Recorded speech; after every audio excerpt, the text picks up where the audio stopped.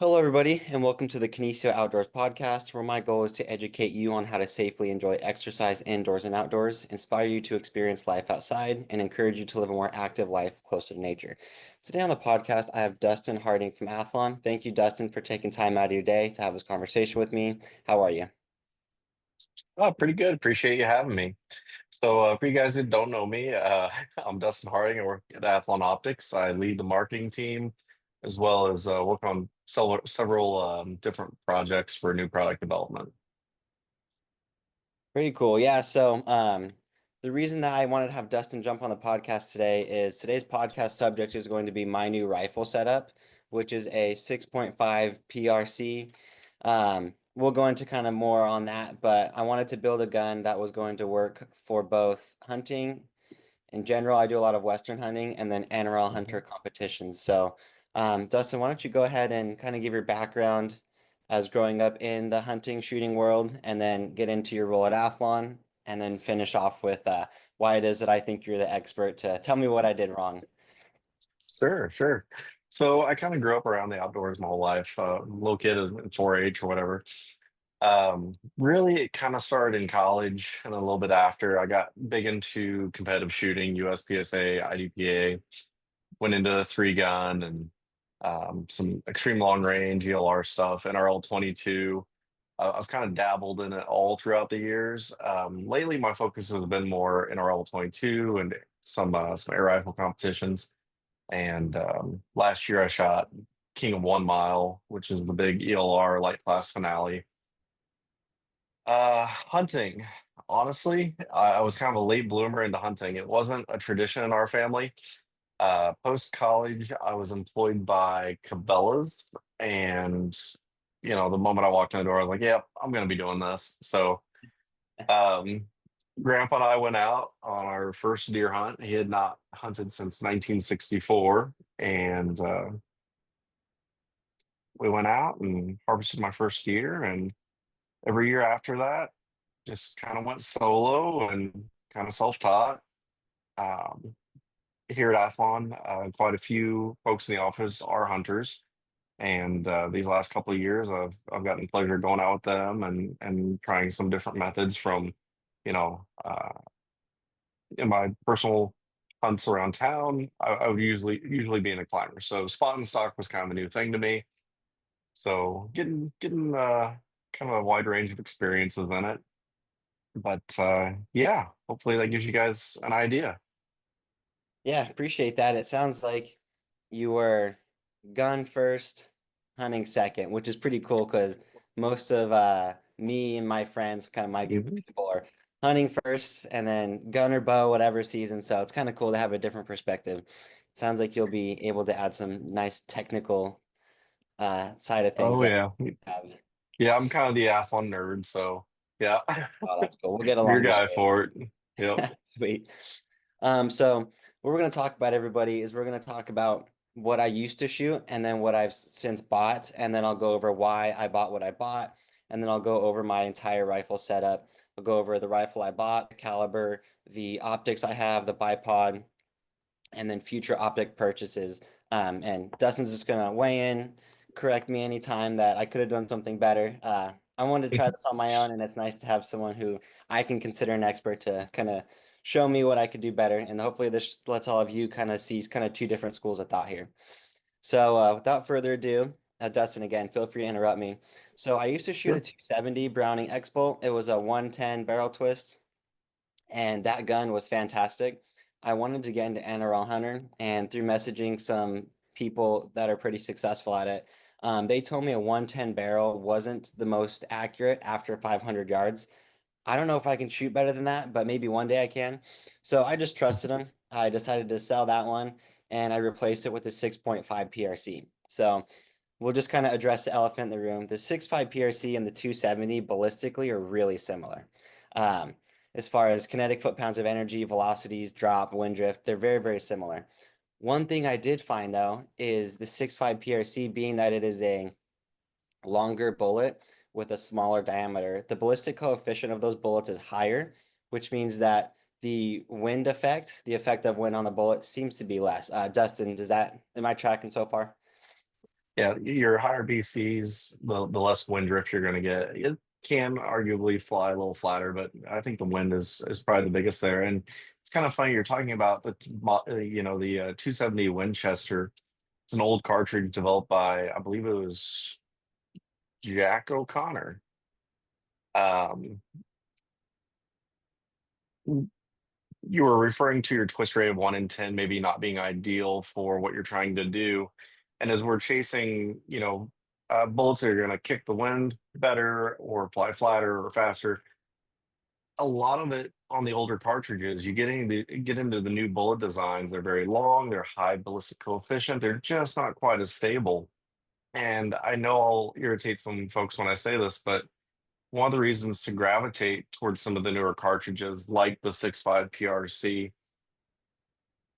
your gun is already set up in a way that it's going to drive these new, modern, more efficient bullets. The 6.5 PRC is going to have a little faster twist than the old 6.5 by 55 Swede. So these modern calibers, while they kind of reinvent the wheel, so to speak, there's really a lot of other calibers that are very comparable and fall into the same range. So while they are kind of reinventing the wheel, in my opinion, they kind of help standardize these faster twists and bullet compatibility for this new modern era. So new calibers for new hunters wanting to get into NRL 122, it makes a lot of sense to me. Sweet. So cool. Nailed that one. So some of my goals, just so kind of everybody could get an idea, is I wanted a velocity around 3,000 feet per second. I wanted a mid-teens recoil or less. And that's because I wanted to shoot the gun a lot. I really enjoy shooting my rifle. And for me, I'm 5'9 3/4, a buck 50, soaking wet. Not a lot of meat on me. Recoil is something that can push me around quite a bit. On one of those high BC bullets, and I wanted long range velocity and kinetic energy for deer more so. Elk, if I can get 500 yards, I'd be pretty happy with that. And again, this gun's for NRL hunting, and my wife and my daughter, when they want to get into it, I wanted something that they could use as well. So now that we kind of discussed my caliber, I'm going to go over my rifle choice. And this is where I'm sure Dustin's going to tell me something that I never thought of, and I'll get to learn something here. So the gun I went with was the Savage 110 Carbon Tactical, and what I wanted was something that had at least 5 rounds in the magazine. I wanted a threaded end of the barrel, so that way I could put on a muzzle brake or suppressor. I'll get into that in just a moment. I wanted sub MOA accuracy, a 1 in 8 barrel twist, something that was moderately cheap that would perform really well as far as accuracy and reliability. And this gun, just bare bones, is 8 pounds. So adding stuff to it helps me to meet that 12-pound maximum for the NRL Hunter production class. Now, with that class, you cannot modify the weapon in any way other than adding to it. So what that means is if you have a barrel, you cannot have the end of the barrel threaded to add a muzzle brake or a suppressor. You have to buy it already like that. You cannot add a cheek piece on there and modify the stock. You can only add one kind of on the outside, like a clamp style. And you can't add a rail system if you're modifying the stock by drilling or things like that. So because of all those things that I weighed out, I decided the Savage 110, the Carbon Tactical, was the way to go. Does that sound okay, Dustin? Any others that I could have looked at? No, honestly, I think it's a great way to go. And being a Savage, if you want to move into another division, you've got a lot of aftermarket options there. So it gives you room to grow. Um, I think there's a lot of great options on the market. Was there a price that you had to stay within on production division? Um, if there is, I was well below it. Off the top of my head, I don't think so. It might be like 2 to 2,500, Sure. but I mean, this one Well, is 1,500, 1,300, depending on where you buy it from. yeah. Well, I think, an 8 pound rifle is a good balance between lightweight and still, having a little bit of mass to it to kind of help with recoil and staying on target and watching your shots into the target, whether you hit or miss, and having a good idea there. Um, if you're trying to build out a sub 6 pound rifle, you can do it. You're going to spend a whole lot of money and it's going to be great for the backcountry, but is that what you want to be competing with? It's tough. So I think the Savage is actually a really good choice. Just kind of right in the middle, not the most expensive, not the least. Um, Between their barrels, the floating bolt head designs, it's a good solid foundation. No, I think you're on the right track. Sweet. Yeah, so some others that I was considering was I was looking at the Ruger American. I think Yeah, they have. Ruger American. So I'm a personal fan. The first time I ever shot 1,000 yards was with a Ruger American. Cool. Pretty cool, you know. They're solid little guns. I run a couple of different ones. I've got a 450 Bushmaster and a Ruger Ranch rifle, which is actually my Coyote gun as Hmm. well. So a little suppressed, 16-inch barrel, takes AR-15 magazines. I usually just run a 10 round or 20 round magazine, but there was an event one year where I used that rifle to shoot three gun. Hmm. Took a bolt action to a three gun match. It was the horny zombies in the Heartland match. Hmm. Suppressed, had a little Athlon red dot on it, and ran the whole match with it. Shot the sponsors division, and I think I took like 13th out of 100 and some odd shooters. So So not not bad too for a bad. bolt action. That's I think awesome. that speaks to their reliability. Oh yeah, definitely. Yeah, there's Yeah, a lot of good brands out there, but from what I could find in everything that I was looking for, which I had a laundry list of things I wanted to meet, I'm pretty happy with that choice. So yeah, nice to hear that that was a good choice. Now we get to get into I think so. where Dustin, you might nerd out on me a little bit. So I'm going to talk about scopes next. I went with the Sure. Athlon Midas TAC HD, um, 6 by 24 by 50, and then the reticle is Mhm. the APRS2. It's the first focal plane, and I went with mil. So, Dustin, before I cut you loose here, I want to say why I chose this scope. So, first of all, I like Athlon. I like the company that's being built. I like the warranty. Every time I've called, everybody's been just so kind and helpful, from customer service to the person just answering the phone. I really like that. I wanted a bulletproof lifetime warranty.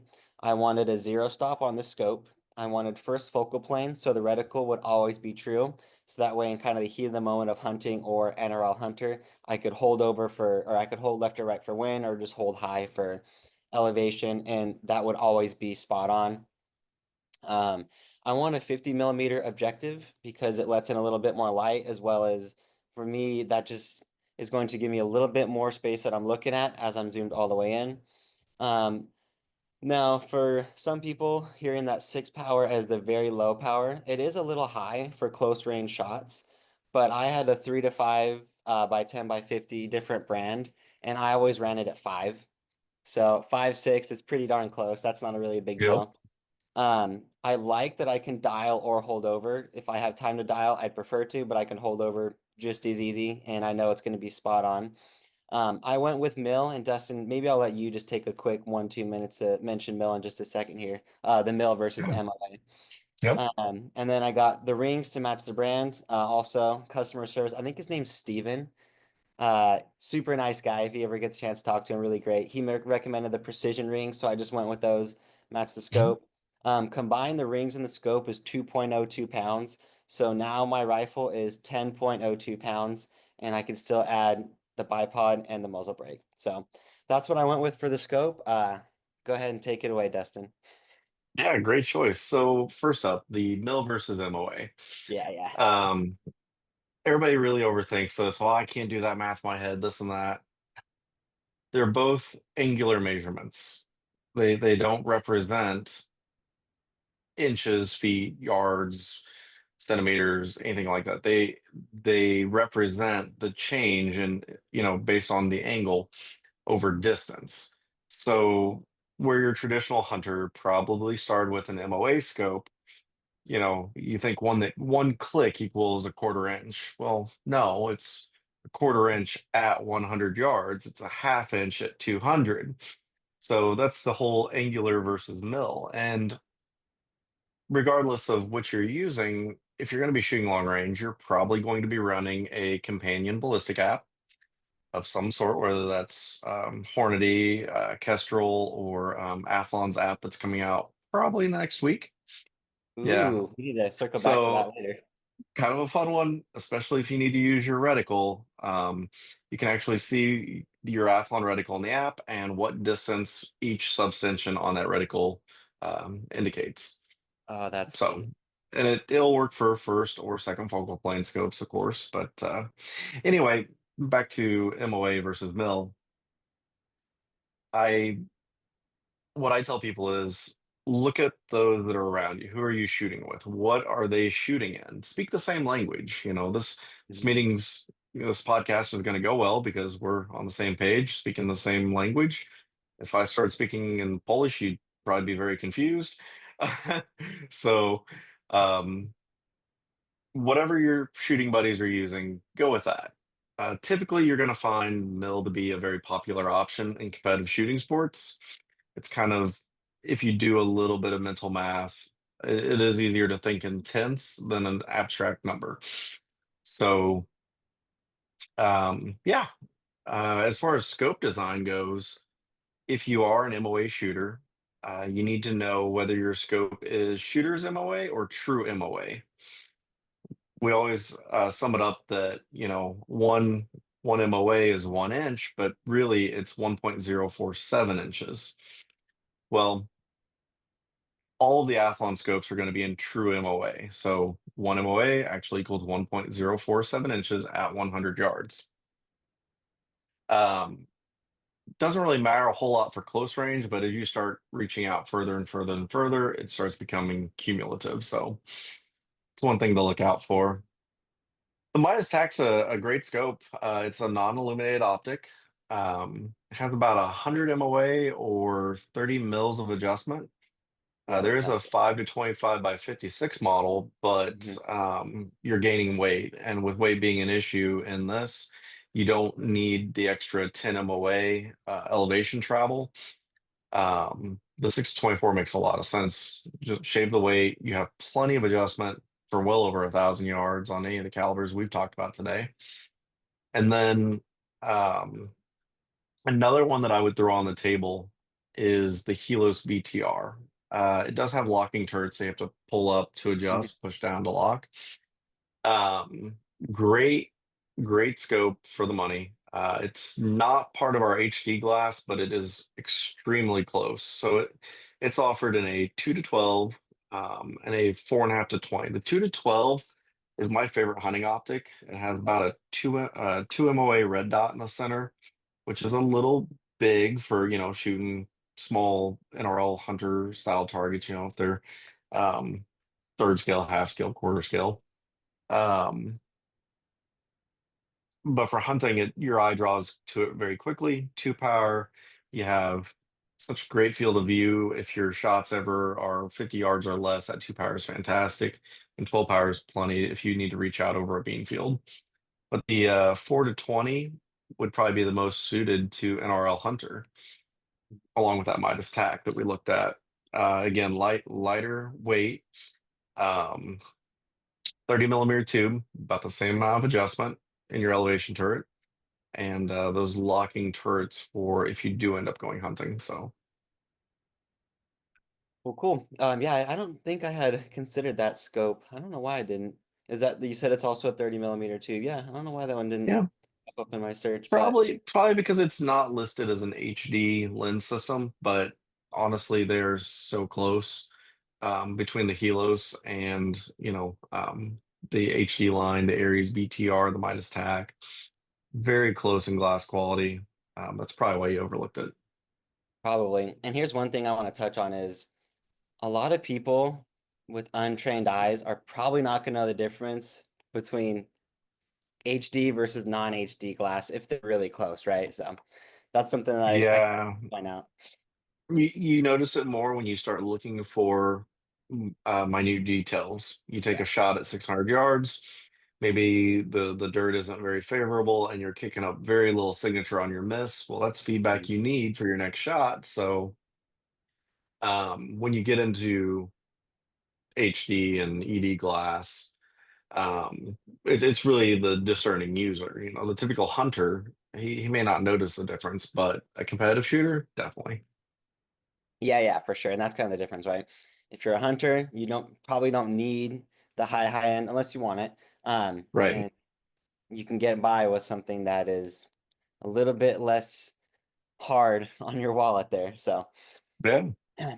all right. Well, now let's talk about the muzzle brake. So, you had mentioned this before, and I'm glad you kind of teed me up for it. So, I wanted something with manageable recoil. This gun is estimated, I haven't measured it, to be 16 to 17 pounds of recoil.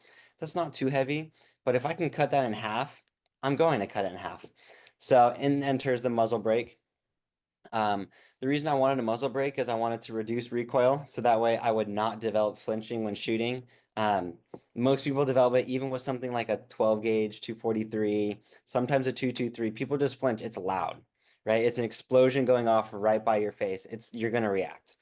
So I wanted to reduce any development of flinching that I could. So the muzzle brakes, when I was kind of looking around, it looked like 40, 35 to 50% recoil, which is substantial. So my thoughts were I was going to be able to shoot longer. I was going to practice more. I was going to be able to watch my impacts, which is, as you just mentioned, is vital for shooting competitions or with hunting in general. Sometimes we miss, sometimes we have a bad wind call. If we can stay in the scope on the gun and look at and have a field of view where we can see the animal and see our impact, we can adjust accordingly and possibly get off that second shot on the animal very quickly or in our competition matches very quickly. So that was a really big thing. After all my research, I narrowed it down to APA and a few others, and APA was the one I ended up going with. Again, Instagram's really cool. Messaged some of the top shooters. They usually get back to you. They're pretty nice people. And Hmm. out of all the ones I was looking at, I went with the APA little bastard. I was going to go with the fat bastard, but in calling their customer service team, they had mentioned that with the barrel I had and the harmonics of that barrel, 24-inch carbon barrel, um, they mentioned that I should go with the little bastard. It would be sufficient. So I went with the APA little bastard. It weighs 4.4 ounces, 0.275 pounds. So I'm looking at 10.3 pounds so far, and I've now reduced my recoil pretty much in half. Do you want to go into any more benefits or anything about the muzzle brake that I left out, Dustin? No, no. APA is a great muzzle brake. In this division, are you allowed to run suppressed? You can, yeah. For me, it was $130 muzzle brake. I got it on sale for Black Friday. Yep. $1,000 suppressor. One day I'll get a suppressor, but not right now. Well, I was just kind of curious because, like, when I hunt, especially during coyote season, I really like having a suppressor. Mhm. Um, I run Silencer Co. So all of my guns are kitted out with a ASR brake. So it, Okay. it would be something that, in a hunting situation, I could have my can on and just a quick little cord turn of a lock ring and a couple of screws, and I could have an exposed muzzle brake for competition as well. So if Huh. you can keep track of if you have a point of impact shift, maybe from brake to no brake or a brake to suppressor, maybe it shifts 2 or 3 MOA up and to the right. Keep track of that. You could, in theory, kind of go back and forth. Um, but yeah, that'd be something that I would think about is if you're going to run a suppressor, what brakes would be compatible with that suppressor and that. And And yeah, I think that's what about was the it. brand you went with? I'm gonna jot this down. What was that one you went with? So I shoot Silencer Co. Okay. In particular, I have their hybrid 46. I've had that can for a long time, but they have an ASR muzzle brake system. It's a 3 baffle design. It's actually a pretty effective muzzle brake on its own. Um, I don't think it gets quite the attention that it should deserve, but it's a good little brake. Paired up with the suppressor, it's very manageable. I mean, you can stay on target. Not quite as good as an actual muzzle brake, but it does take some recoil out and works well. Well, cool. Yeah, you just taught me something, and I don't even think you were trying to. So appreciate that. I'll have to look into that Well, system. and probably if you're going to look at Silencer and you're trying to stay within your weight restrictions on NRL Hunter, um, look at the Scythe Titanium. It's Oh, okay. a 8-ounce suppressor. It has a built-in muzzle brake, and I believe it's compatible up to 300 ROM. Oh, sweet. Okay. Yeah, Yeah. plenty. So very lightweight, kind of compact, and still cut out recoil. That may actually be a really good choice for NRL Hunter. Yeah, definitely. I'll have to check that out. Well, the last part of my gun, and then we'll get into my future purchases from Athlon here, is the bipod. So with the bipod, I wanted a lot from a bipod, which nowadays, in the past, I think about 5 years, if I had to guess, bipods seem to have really just catapulted forward as far as what they have to offer, which is super cool. So I wanted a bipod that I could use while laying prone and while I could sitting down. Again, I'm just under 5'10", so I don't need the tallest bipod. And we'll kind of get into that in just a moment. I wanted something that was lightweight, something that was not too large on the gun. There's a couple brands out there, I don't want to say. When they're folded up, they're like 17 inches. One brand out of Idaho, I think it's 17 inches. So it sticks out almost to the end of the barrel. I get that if you're hunting open country, but I hunt a lot of thick timber, and if I can just have it pretty collapsed, that's what I want. That's just more for the hunting side than the NRL hunter side. Mhm. I wanted it to be stable, so that way when I have it fully extended, I can actually hold pretty steady. And all of that led me to the Gunworks Elevate 2.0 bipod, 5 to 15 inches. Um, 0.75 pounds, so 12 ounces. And in total, that brought my gun up to 11.045 pounds, so 11.05 pounds. Um, what do you think about the bipod choice? Obviously, the triple pull is like the ultimate for NRL Hunter. I recognize that. But Yeah, I mean, that's definitely one way to game it. Cover all the positions and all the angles. yeah, Um, but no, the bipod, not a bad way about it. I'm not real familiar with the Gunworks. I've not used one. I like what you've said about it though, being 12 ounces and 5 to 15 inches. It's a great range. Is it two position, 45 degree and 90? it is just 90. Just 90? Yeah. Yeah, Yeah. That's not a huge trade-off for the weight savings. It's not like yeah. running a AccuTac. I really like AccuTac. I've got three of them, but um, they're not the lightest. Yeah, same with Yep. the triple pull. The triple pull is like 2.4 pounds or something like that. It's really heavy, but when you can go from 8 to 36 inches, there's going to be some weight with that. Yeah. Maybe another one that I've not heard too many people talk about, and it's going to be more from the hunting side than it is NRL Hunter. Would be like the Spartan bipods. I don't know if you've seen that system that Yeah, it's operates pretty cool. between your tripod, your bipod, Mm. and your rifle, but it's a neat system, and they're pretty lightweight, but 4.8 ounces versus 12 on the Gunworks. Um, you're going to be giving up some features, I'm sure, Yeah. but there's Yeah, another way about it. I think those Spartans aren't adjustable, or if they are, it's like 5 to 9 or something like that, right? It's pretty Yeah, minimal. very Yeah. minimal, kind of like the old school hairs, the Yeah, little exactly. guys. Yep. Yeah. Well, cool. So that kind of wraps up my NRL Hunter build. Thanks for kind of critiquing me on that, Dustin. Now I want to talk about two pieces of equipment that I think are vital to NRL Hunter matches that I know I will use in hunting. The first one is the Athlon Cronus UHD 10 by 50 range finding binoculars. Hmm. And then the second is the Midas CF 29 shooting tripod. I might go with the 32. Maybe you can Hmm. kind of sway me one way or the other.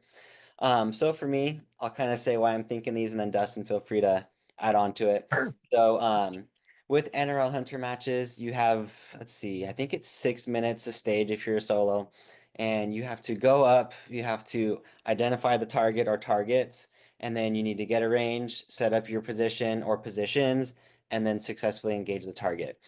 With that, an extra step would be finding my binoculars, putting the binoculars down, pulling out your rangefinder, getting a range, and then setting up your position. It's just extra time that you may not have if it takes you a long time to find the targets, right? So that's Hmm. why I want to add that piece of gear. And then the shooting tripod, I feel like that speaks for itself, but essentially kneeling, sitting to standing, having that tripod is going to be much more stable. It's going to be just a really flexible tool that you can use if you know how to use it in a variety of Mhm. situations. Carbon fiber is something that it seems a lot of shooters are going towards. I don't know why, in the sense of, I'll explain why I said I don't know why. In NRL Hunter, you're walking around all day, but it's not far. It's not like you're just Mhm. draining yourself carrying an extra 2 pounds of tripod. I think it's because it's a nice feature. It's really smooth system. It's quiet. It's not clunky. Carbon fiber's done really well with that. For hunting purposes, if it is done right, like you guys have the sleeves around the legs, it's not reflective. It's lightweight if you're backpacking in, and 2, 3 pounds makes a difference when you're backpacking in, right? Oh yeah, So definitely. those are the two pieces of gear I'm definitely interested in adding to my kit. Um, Go ahead, weigh in on. Well, I'll tell you, I can relate to the guys wanting lighter weight gear. I have kind of gotten tired of lugging around, a medium game changer, a 40 Oh yeah. millimeter tripod, backpack that probably weighs half as much. And no, I'm definitely on board with the guys wanting lighter weight. And the tripod you picked, it's going to be, a three section carbon fiber tripod. It comes with a ball head, a bowl head, or leveling head, spike feet, rubber feet, carrying case, shoulder strap, a tripod hammock, and molly wraps on the first section of the legs as well. So while there is lighter for hunting, this one's a really good combination of stability and all the little feature set that comes on it as well. There's four tripods in the lineup. So you have 40, 36, 32, and 29. And really, I break those into two groups. The 36 and 40 are part of a large frame where the legs go in and ball head goes on. And then the 32 and 29 are a much smaller frame.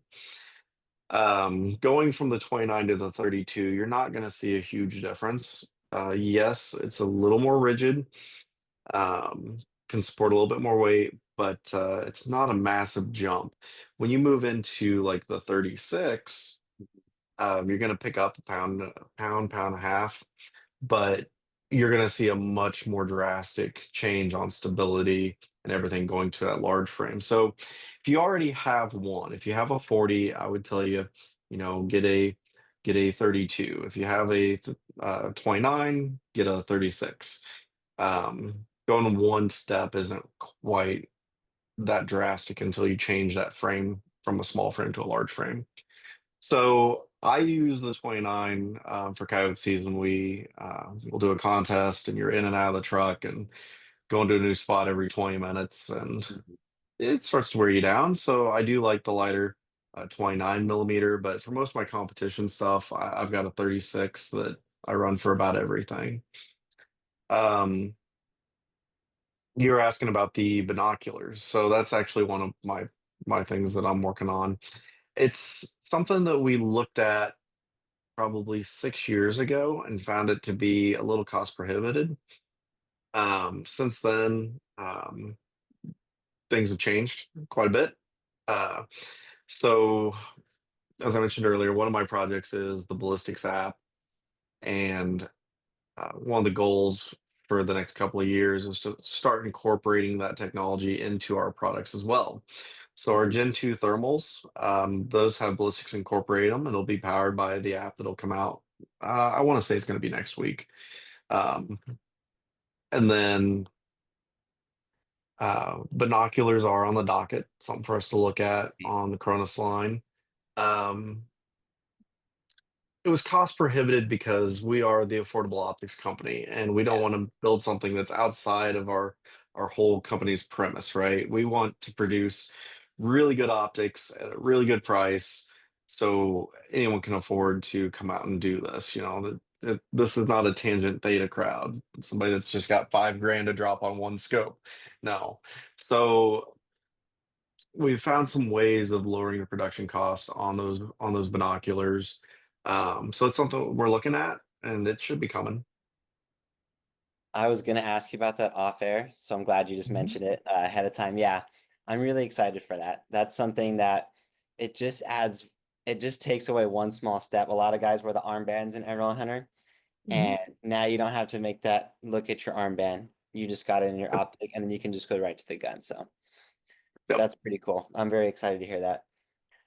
Well, that concludes the rundown of my gun here. I want to thank you, Dustin, for jumping on here, critiquing everything I did, adding some other options for people to consider that I hadn't even considered myself. So, Well, it's fun. It's fun. I like what you've put together. I think you've got a great package for competition or, just going out and hunting on your own. So looks good. yeah, appreciate that. And we'll have to get you out west for an elk or mule deer hunt or something. Oh yeah, I'd love that. My parents have some property, I'm not going to say where, and we should be able to get you something, rifle or archery season, either an elk or a whitetail. We don't have mule deer there, but got some Did you pretty good just elk numbers did there. did you just text me the coordinates? I don't know if you guys can see that or not. No, I'm kidding. Yeah, I just text you a pin and a picture of a big bull rat. Yep. All right. Well, Yep. I want to thank you all for listening. Thank you again, Dustin, for your time, and we'll catch you on the next podcast. Take care, guys. Thank you.